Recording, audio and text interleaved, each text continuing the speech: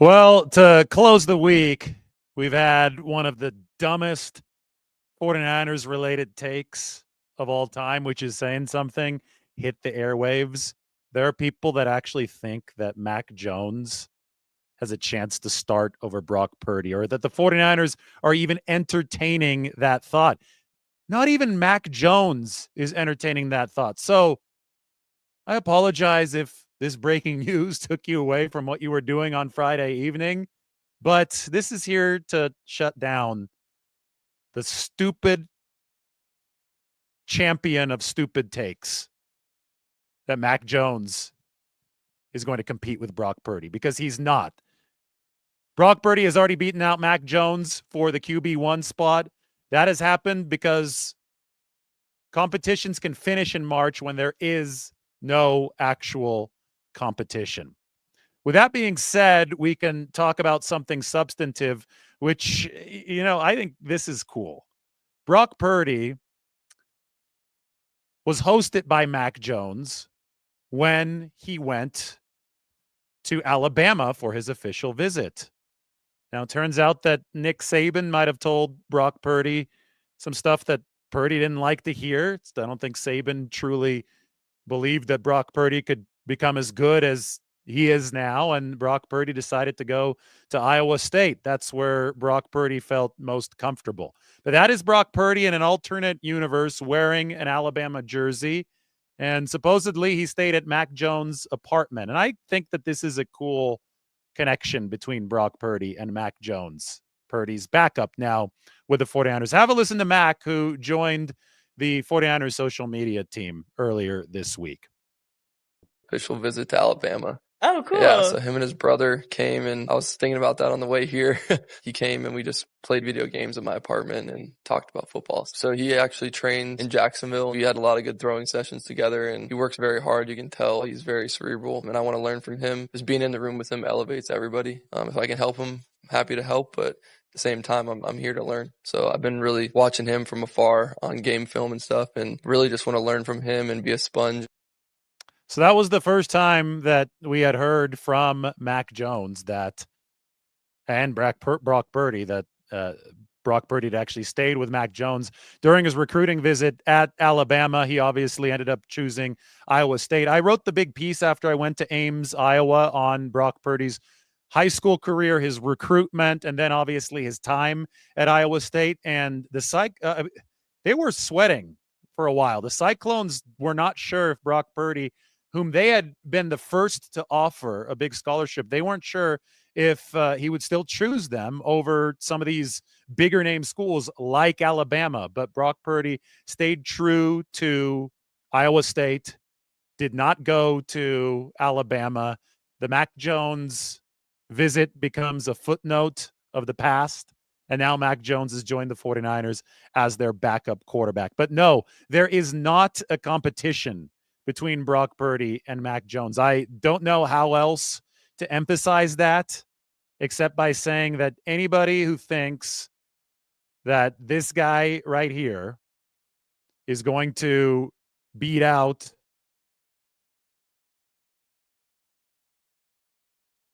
let's get Brock Purdy's picture. This guy right there wearing that Alabama uniform. Anybody who thinks that their football IQ is highly, highly suspect and their takes should not be taken seriously. As statistical evidence, I present to you the performance of these two quarterbacks over their time in the National Football League. This is from 2021 to 2024. You've got efficiency, you've got accuracy. Somebody has to be objective here, so I guess I'll do it. Brock Purdy in the upper right. He's been the most efficient quarterback in the league ever since he's joined. The goal is efficiency, because efficiency is what leads to winning. Go to the bottom left and you'll find Mac Jones. Nobody's saying that Mac Jones cannot be a quality backup. The 49ers, in fact, they believe that, but they're not even paying him as a top-end backup. They're paying him as a middle-range backup, and they were able to get him under contract for 2 years, which is a huge win for San Francisco. And you know what else that is? That's acknowledgement from Mac Jones that he's probably going to be a backup in this league. And you heard Mac Jones talking a few seconds ago. Mac was talking about learning from Brock Purdy, how excited he is about that. He sees Sam Darnold's success that came after his stop with the 49ers, and he sees a chance to learn under Brock Purdy, under Kyle Shanahan. No more Brian Greasy, but Mick Lombardi's the QB coach. He actually overlapped with Mac Jones in New England. Mick was the wide receivers coach by 2021 after the Patriots had drafted Mac Jones. So he sees a great chance to learn and maybe further his career beyond that. But the fact that he's willing to sign a 2-year deal means that there are 2 years of team control here. The 49ers have rights over Mac Jones through 2026. It means he can't just leave like Sam Darnold did after the 2023 season. That's big for the 49ers as a team. Maybe it earned Mac Jones a little bit more in fully guaranteed money. I think there's, $5 to $7 million in fully guaranteed money there.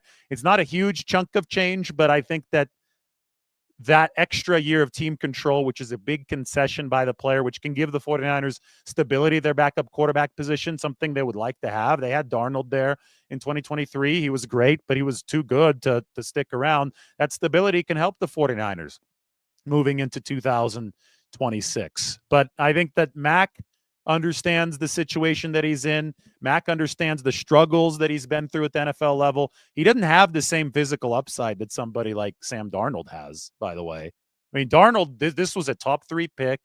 Somebody who was really able to run around, really able to sling it from different angles. We saw some crazy highlight reel plays from Sam Darnold as a New York Jet, including one against the 49ers in 2020, which was absolutely absurd. So Darnold's always had this really high ceiling.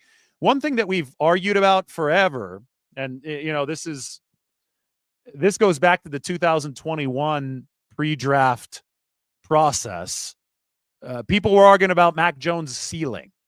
And I had always been on the side of the fence that said that his ceiling is not very high. Greg Cosell shared my opinion. I wrote a big article on the 49ers quarterback situation in 2021 as they were looking at different prospects. And the ceiling of Mac Jones never really, I think, impressed top evaluators, which is why he dropped out of consideration in the top 5, top 10. He went number 15 overall to the Patriots. Brock Purdy was slept on to an almost criminal degree, right? I mean, there are a lot of people that really regret not taking a harder look at Brock Purdy, but he actually has the much higher physical ceiling than Mac Jones because he can actually move at an elite level. The 10-yard split for Brock Purdy shows up down in, down out whenever there is some pressure, and there has been a lot of it against the 49ers quarterback over the past 3 seasons. So Jones might distribute the football the way that Kyle Shanahan is going to want him to distribute the football. That would be the hope. That would be how he could rehabilitate his career with the 49ers. But as far as taking an offense to another level, as far as being in serious consideration to be a starting quarterback in this league, especially given the way that the league is going, you have to have some of Brock Purdy's physical traits to get that done. Brock Purdy's not all about the processing. Brock Purdy is about the scrambling ability, about the movement in the pocket. He is slippery back there. I think, a lot of people, when they first saw Brock Purdy play and they start to evade some of these defensive linemen and blitzing linebackers and nickelbacks like we saw in that game, the NFC Championship, where he shook off the DB and then sprinted to his left and found Kyle Juszczyk for the toe tapper on the sideline. A lot of people started saying, it reminds me a little bit of Russell Wilson, but he's probably faster in that short burst than Russell Wilson.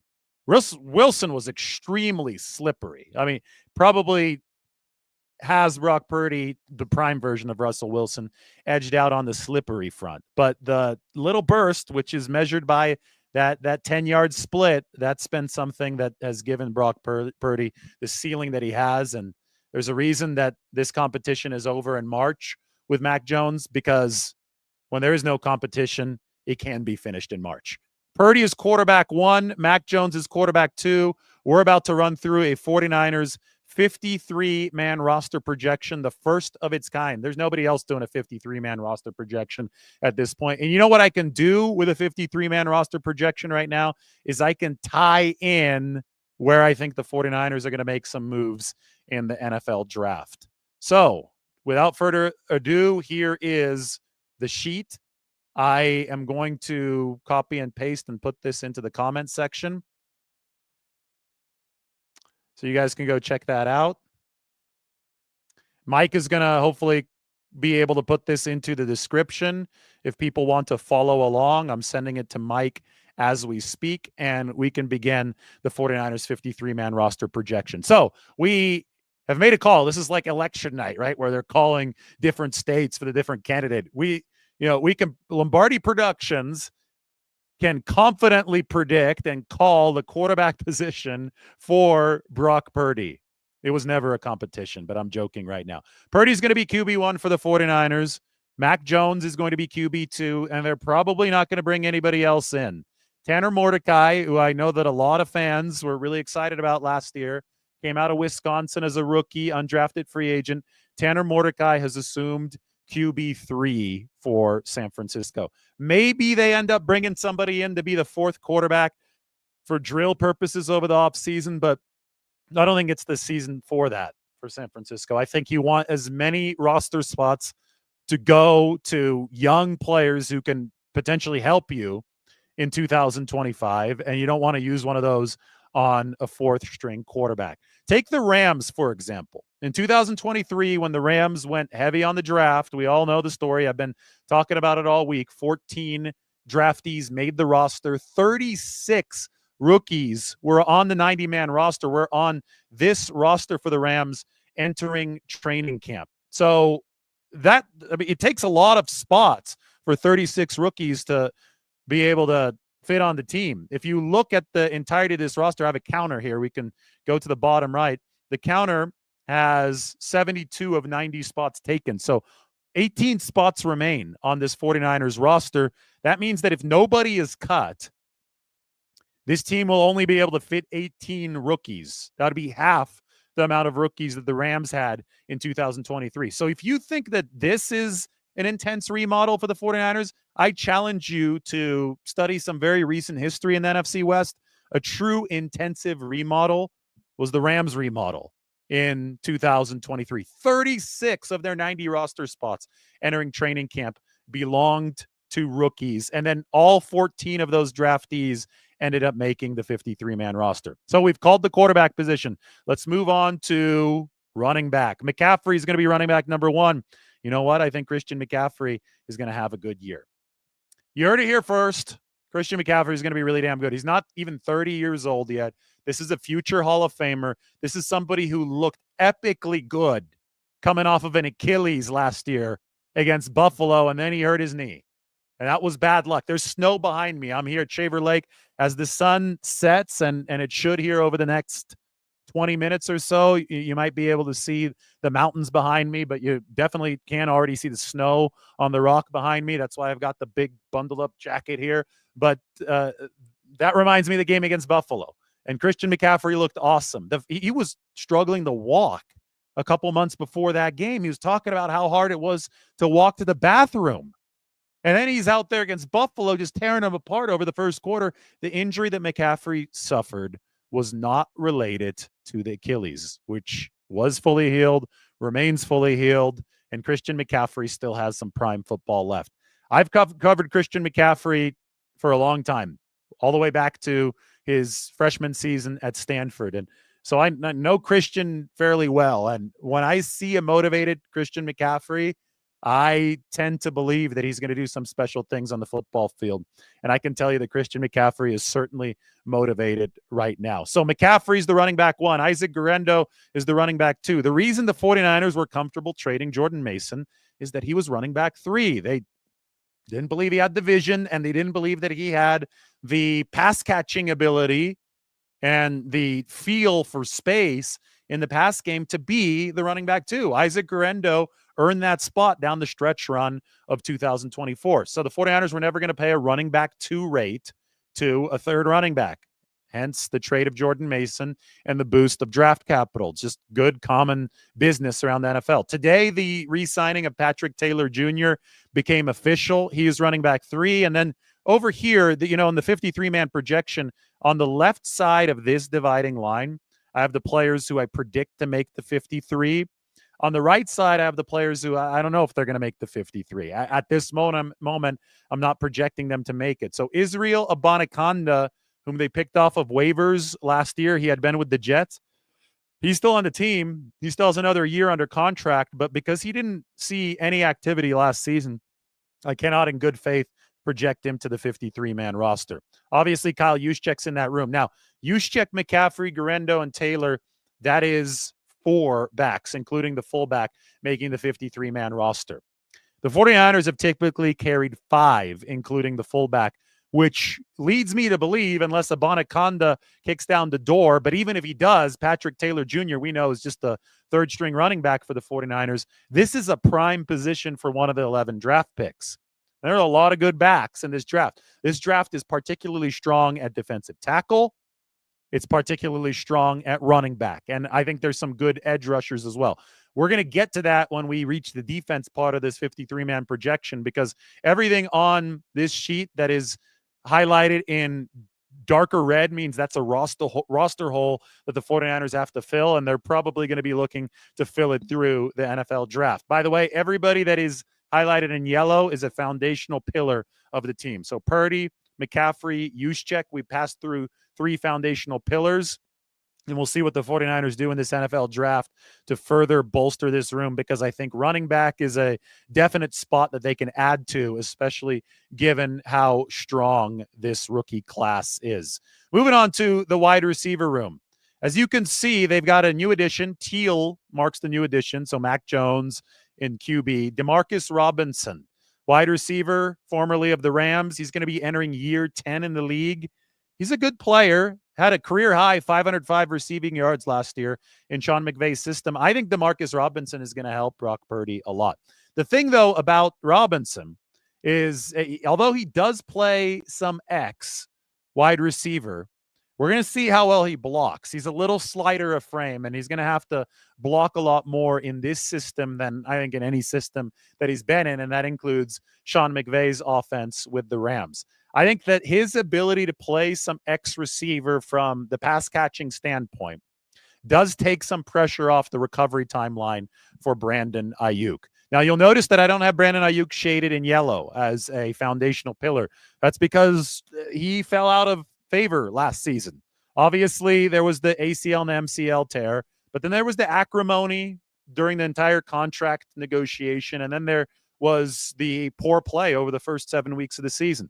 But the truth of the matter is, when Ayuk is on, even if it's just at 80% of what he did in 2023 when he was awesome, everybody gets better on this 49ers offense. They rank number 32. They rank dead last in average separation at the time of catch or incompletion in 2024. They were horrific when it came to building a weaponry for Brock Purdy because everybody was hurt. Ayuk included, Christian McCaffrey included. But when you saw this 49ers offense achieve history in 2023. I mean, this was a historically good offense the year before. Ayuk was separating. He was at the top right of all those charts that I was showing you guys. Brandon Ayuk was blocking. Do you remember when he took out 2 guys? Demonte Casey was just flattened against Pittsburgh in week 1 on the 65-yard McCaffrey touchdown run. I mean, Ayuk was a force. He was an absolute weapon in that 2023 season and before. That's what ended up earning him the money. So if Ayuk can come back to be just part of that, this receiver room looks a lot better. A trade, again, is unlikely because he tore up his knee.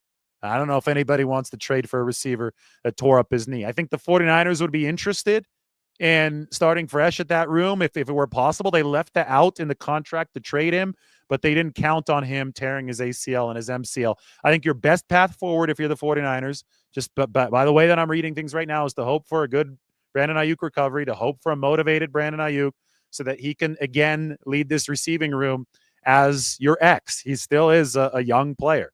Jawan Jennings entering a contract year. Are they going to extend him? That's going to be a big question mark because he was awesome last season. Ricky Pearsall, I understand, is changing his number to number 1. Deebo Samuel left. Ricky Pearsall is going to be donning the number 1. Isn't that what he wore at Florida? Mike, can you confirm that? I think Ricky wore number 1 at Florida. So maybe he's adding that college number. But here, Ricky is very central to the 49ers' plans of modernizing this receiving room around Brock Purdy. They obviously let Deebo Samuel go with a lot of belief in Ricky Pearsall following the end of that year. They needed to add DeMarcus Robinson because of the Ayuk questions. Between Jennings, Pearsall, Robinson, you have a workable 3 to begin the season. But again, I got a roster hole here. I think the 49ers are going to want to add yet another wideout, potentially through the NFL draft. Maybe a developmental guy. Somebody like Jacob Cowing is going to make the football team. You don't have to worry about that. The 49ers can hope that he takes another step in 2025, but I still think they could use another body in the receiving room. Look at this guy right here. Speaking of changes to number 1, that is Ricky Pearsall at the University of Florida. Sun is setting I joked, and maybe we'll do one of these tomorrow. I call it a Moody 49ers update. People want to know about Jake Moody. Well, he's on the 53-man roster projection right now. But about a month ago, I was like, ooh, the clouds are coming in. Sunset is near. I mean, when we did this 2 months ago, we had a brilliant sunset. Last couple times we've done this up here in the Sierra Nevada, the clouds have come in, and I kind of like it. You could see the snow behind me. The lighting is good.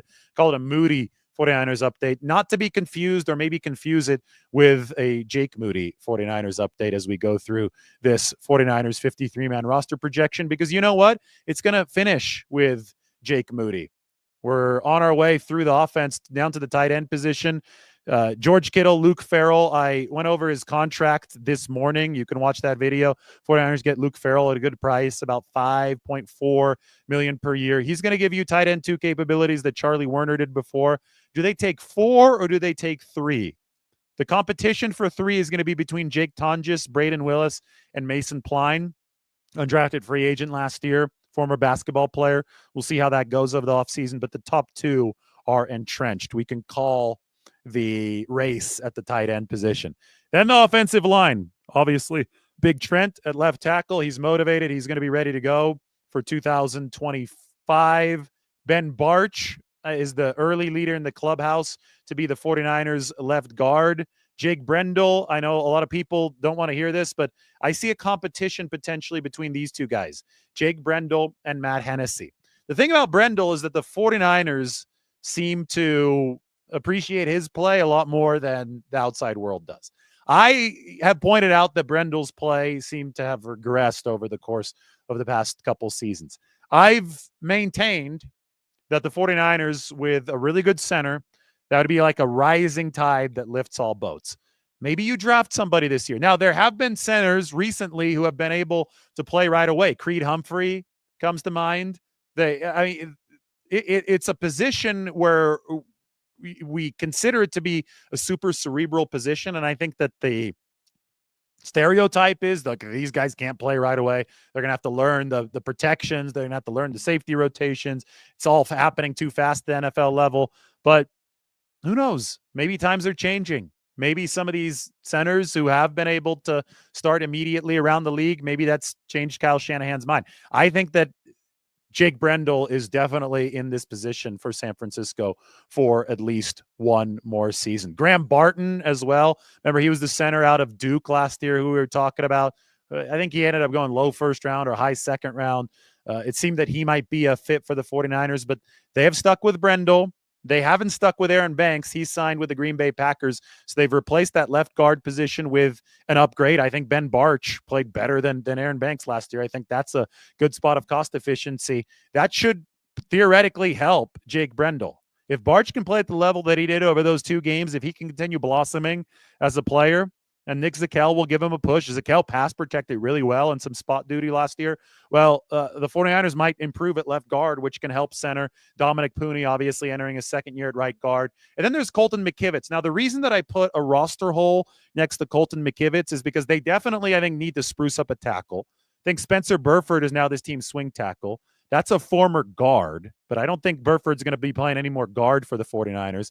So I think that at the very least, you're going to want to find somebody that can play tackle and maybe develop into a starter, although I do believe that Colton McKivitz is going to be at the top of the heap for the 49ers. If somebody can push Brendel, as I said earlier, Matt Hennessy picked him up last year off the practice squad of the Atlanta Falcons. So maybe the competition for Jake Brendel is in-house. But my 53-man roster projection looks at these 8 offensive linemen with a potential spot for a rookie. And hey, maybe 2. Maybe you draft 2 guys that you really like and somebody is booted off of this 53-man projection. But typically, they've taken 8, max 9 offensive linemen on the 53. All right, here you see a ton of red.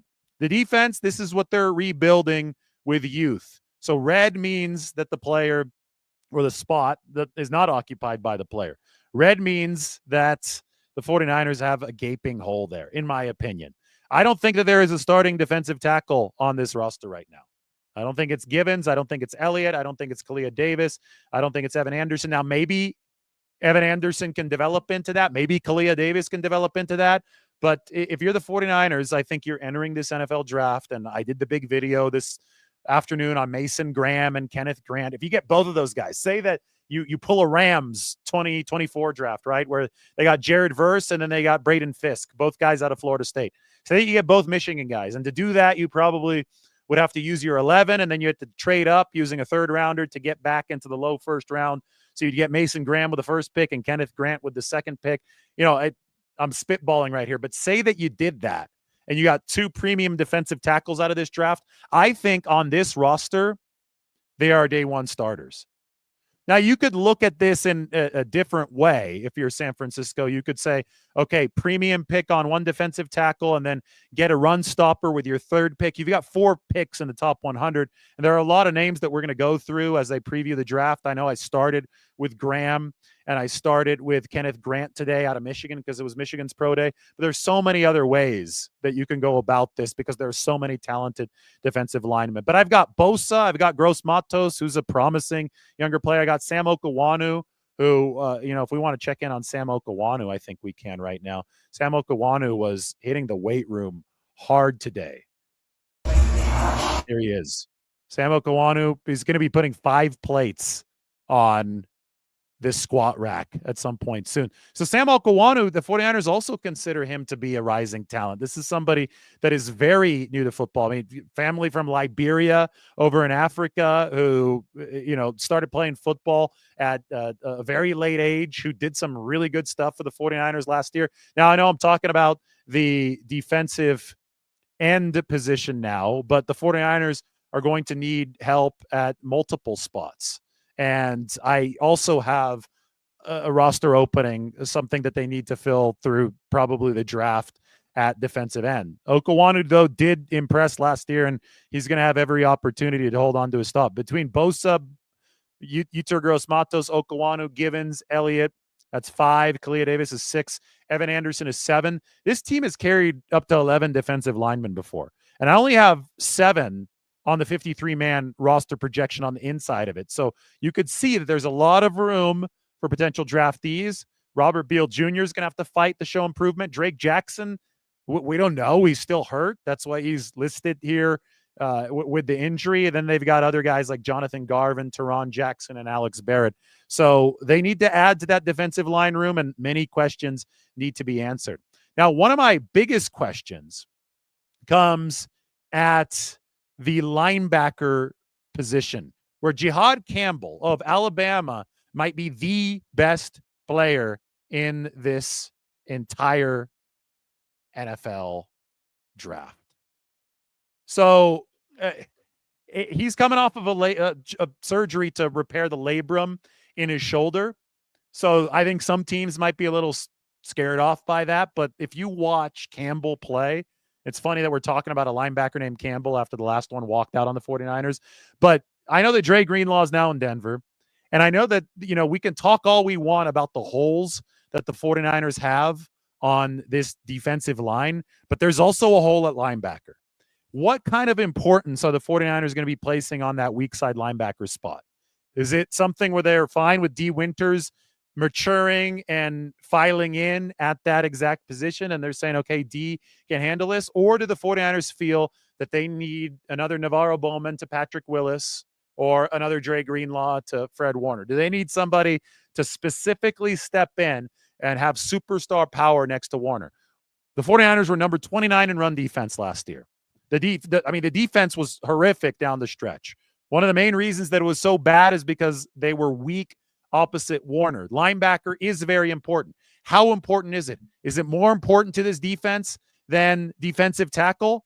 If it is, Jihad Campbell out of Alabama. We've got the comparison between Jihad Campbell and Fred Warner. And I think this is going to make a lot of people salivate.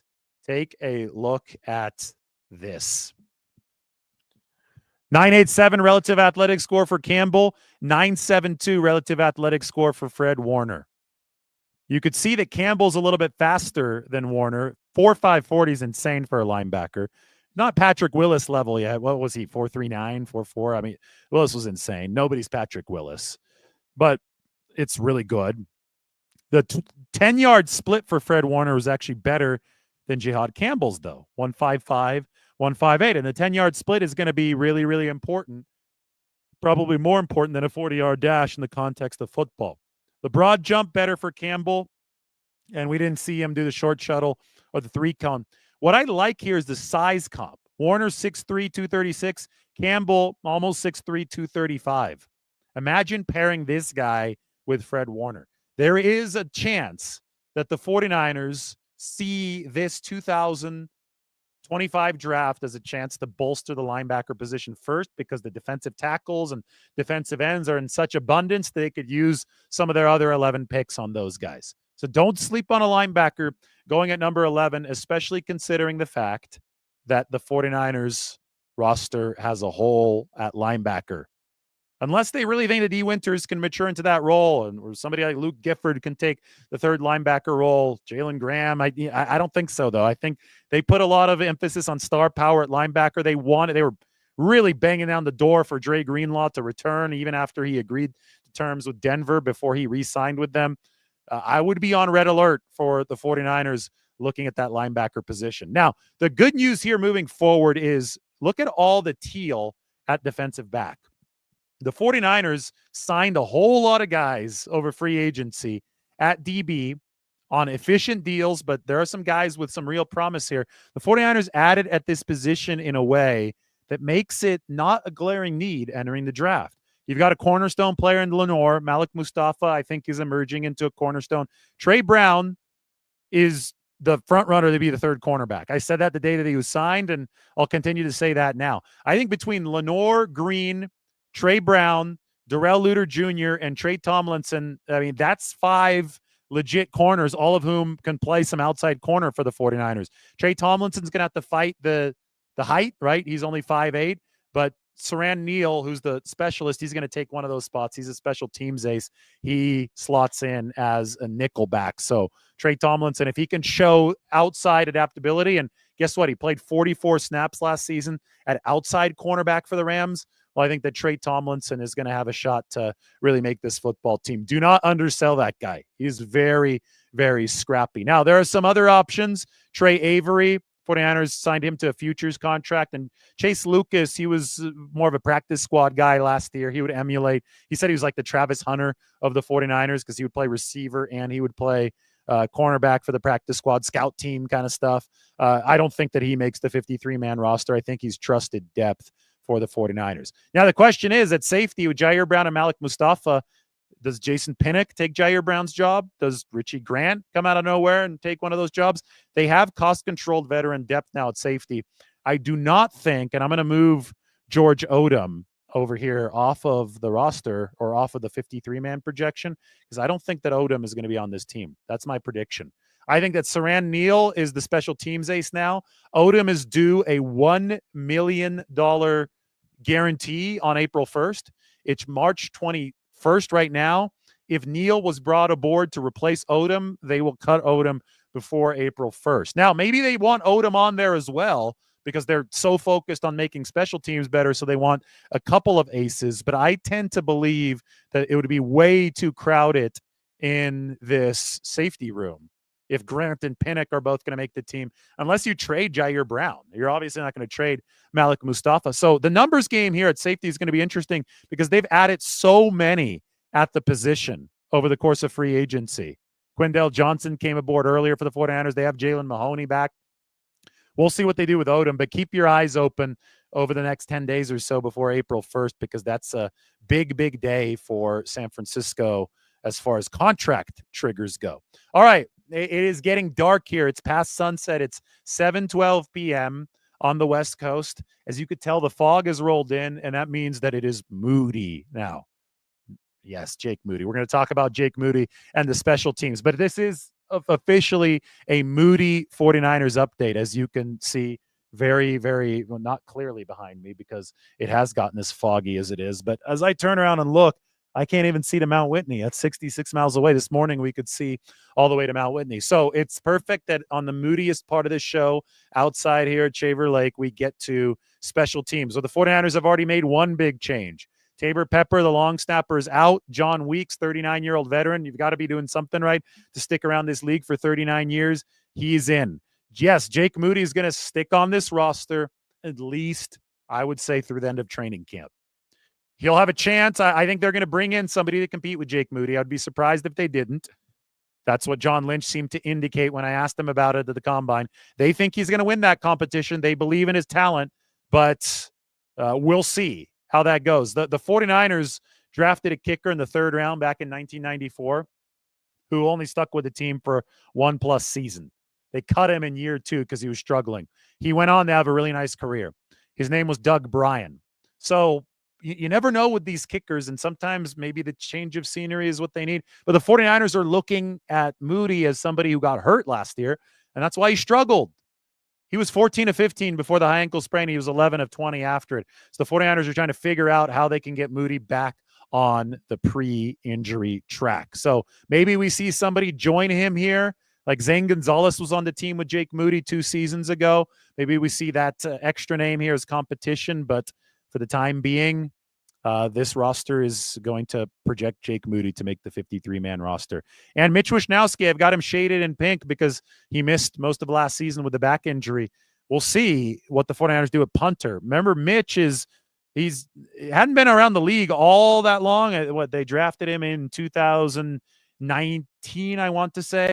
So he's been there for 5 years, but it's not like he's 26, 27 years old. Mitch is, I believe, 32 years old now. He came into the league a little bit older. So that obviously has to be considered when you're talking about Mitch Wishnowsky and a back injury as the 49ers decide what to do at punter. All right, so the Moody 49ers update ends in just that way.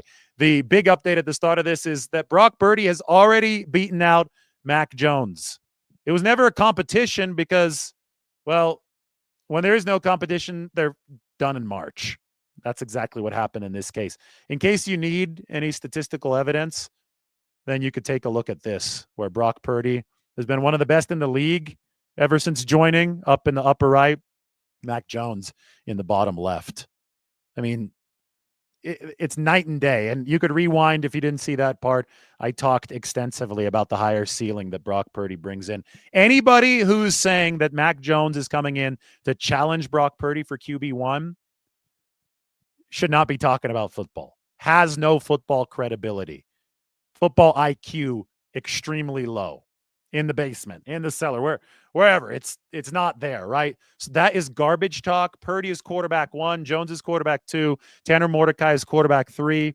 This was a hell of a time to do a show here from Shaver Lake. Maybe tomorrow we'll get to see the sunset before we leave, just like we did back in January. But there is your 49ers 53-man roster projection and your affirmation that, yes, Brock Purdy has won the 49ers quarterback 1 job. It is breaking news. Brock Purdy's at the top of the heap as his camp negotiates a big contract extension with the 49ers. Everybody have a good night. It's getting a little too dark here. So once the sun is gone, only the ring light remains, and I'm not going to make you guys watch a black background. It is it's not quite there yet. It's moody right now. We'll finish on the moody note.